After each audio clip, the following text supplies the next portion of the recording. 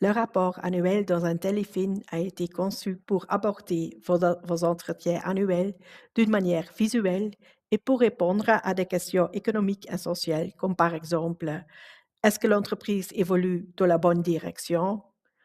Où est passé l'argent? Et comment ça va avec le rendement du personnel? Avant d'entrer dans le rapport annuel, je vous emmène d'abord dans les paramètres. Car si vous souhaitez actualiser les chiffres provenant de la comptabilité, cela se fait dans la gestion du dossier. Une fois un dossier importé, tous les exercices sont disponibles et vous pouvez commencer à travailler.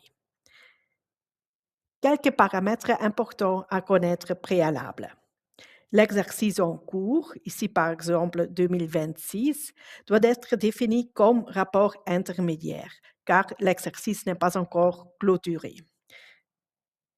Pour cela, cliquez sur l'icône en forme de crayon et indiquez que cet exercice doit être repris dans un rapport intermédiaire et vous précisez également jusqu'à quelle date les chiffres ont été encodés. Vous voyez alors que exercice 2025 reste le dernier exercice repris dans le rapport annuel. Si vous avez enregistré de nouvelles écritures dans la comptabilité, vous devez aussi rafraîchir les données ici. L'icône noire est le bouton de synchronisation pour récupérer les chiffres de la comptabilité. Vous souhaitez également travailler avec des chiffres liés au personnel. Dans ce cas, vous devez alors les ajouter via l'icône avec le petit crayon et vous y indiquez le nombre de travailleurs et les heures prestées. Ces informations figurent sur l'attestation fiscale du secrétariat social. Une fois ces paramètres complétés, le rapport est prêt pour la discussion. Je clique sur l'aperçu de l'entreprise pour venir à la plage principale et ensuite, via le menu, je vais directement vers le rapport annuel. Dans ce rapport, toutes les données de l'entreprise sont transformées en analyse, visualisation et évolution. Un rapport annuel se compose de plusieurs onglets. Dans le premier onglet, nous analysons les performances de l'entreprise au cours du dernier exercice. Vous voyez, par exemple, un graphique comparant l'année en cours à l'année précédente. En dessous, vous voyez un compte de résultats abrégé qui vous permet de voir un coup d'œil des chiffres de l'année précédente, ceux de l'année en cours, les différences ainsi que les pourcentages. Ensuite, nous analysons la santé financière de l'entreprise. Un texte explicatif apparaît déjà à l'écran. Vous pouvez également ouvrir le graphique pour visualiser l'évolution du chiffre d'affaires. Nous examinons ensuite les marges, mais aussi des analyses liées à la solvabilité ou à la liquidité. Chaque indicateur est déjà interprété à l'aide des couleurs et un commentaire explicatif est ajouté afin que vous et votre client disposez d'une lecture claire des chiffres. Tous les textes peuvent être adaptés. Lorsque vous passez sur un texte, une icône avec un crayon apparaît et vous pouvez y supprimer certains éléments, ajouter votre texte et enregistrer votre modification. Si l'entrepreneur vous demande par exemple ce que signifie la liquidité, vous pouvez cliquer sur le point d'interrogation à côté du titre et vous disposez immédiatement de l'explication prête à être partagée avec votre client. Je ne vais pas passer en revue tous les éléments, mais je souhaite atterrir votre attention sur les conclusions. Elle indique clairement ce qui fonctionne bien et ce qui peut être amélioré dans l'entreprise. C'est utile pour votre préparation, mais aussi pour votre client qui reçoit une synthèse écrite de la situation de son entreprise.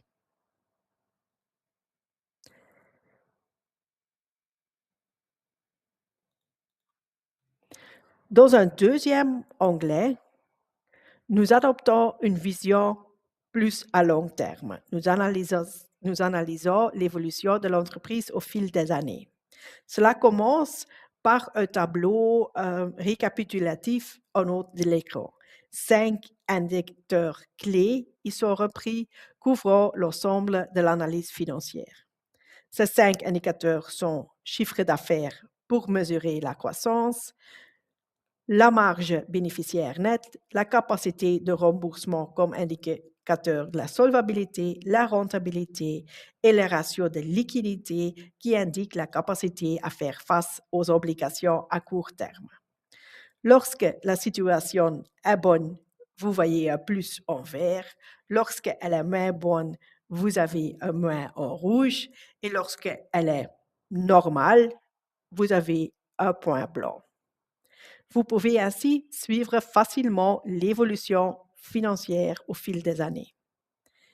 Et Intellivin va également attribuer des étoiles aux entreprises. Pour chaque point positif, une étoile est attribuée.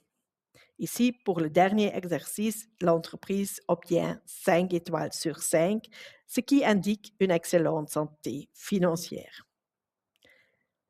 Ces étoiles apparaissent aussi en haut, à côté du nom de l'entreprise.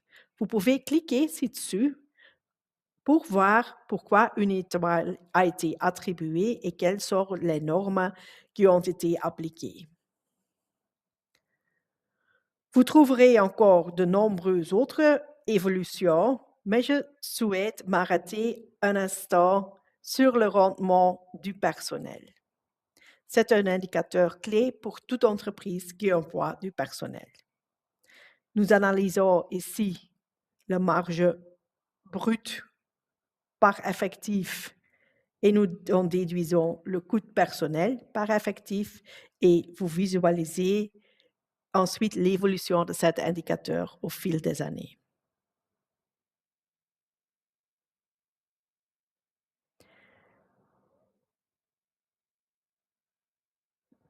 Nous avons déjà vu des indicateurs du bénéfice, de la croissance, mais un entrepreneur veut aussi savoir d'où vient l'argent et où est-ce que mon argent est. Ça, on va visualiser dans le flux de liquidité. Par exemple, une vue qui démarre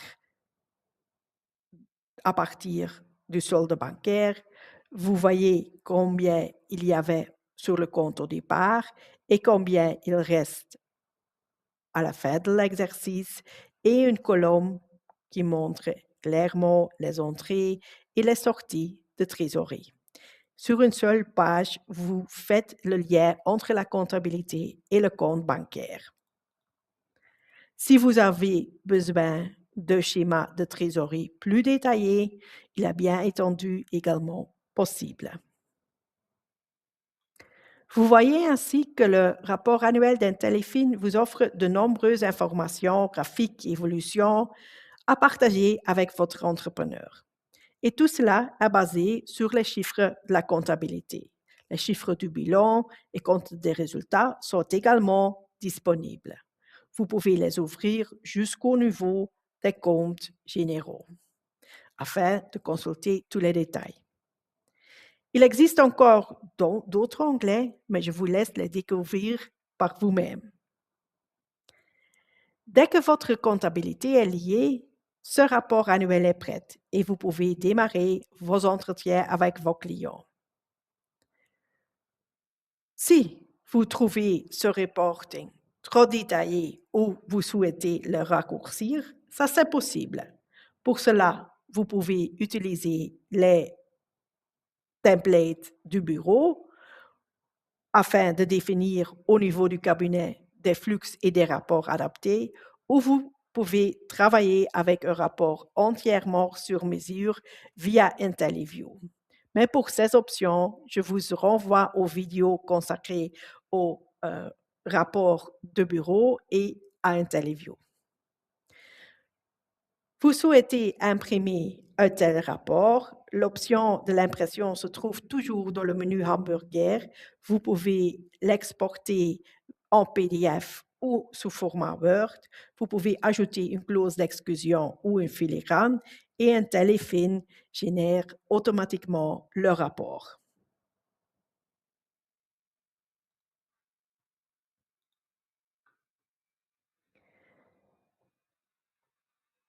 Et c'est ainsi que vous pouvez engager un dialogue constructif et agréable avec vos clients. Le rapport annuel comprend également un module d'optimisation. Via l'icône en forme de petite maison, je retourne vers l'aperçu de l'entreprise. Et sous le rapport annuel, vous trouverez l'option Optimisation. Dans ce module, vous pouvez jouer avec les chiffres, ajuster certains paramètres ou créer différents scénarios. Par exemple, que se serait-il passé si les prix avaient augmenté de 2%? Vous voyez immédiatement l'impact sur la trésorerie, le résultat net et le taux de marge. Et cela permet de discuter de manière interactive avec votre client. Un autre exemple intéressant, c'est le cycle de trésorerie ou le cycle cash flow. Ici, le délai moyen de paiement des clients est de 70 jours. Si vous parvenez à réduire cela de quelques jours, vous voyez immédiatement l'impact sur la trésorerie. Et de cette manière, vous impliquez votre client dans la discussion et vous rendez l'entretien annuel beaucoup plus interactif. Bonne préparation de vos entretiens.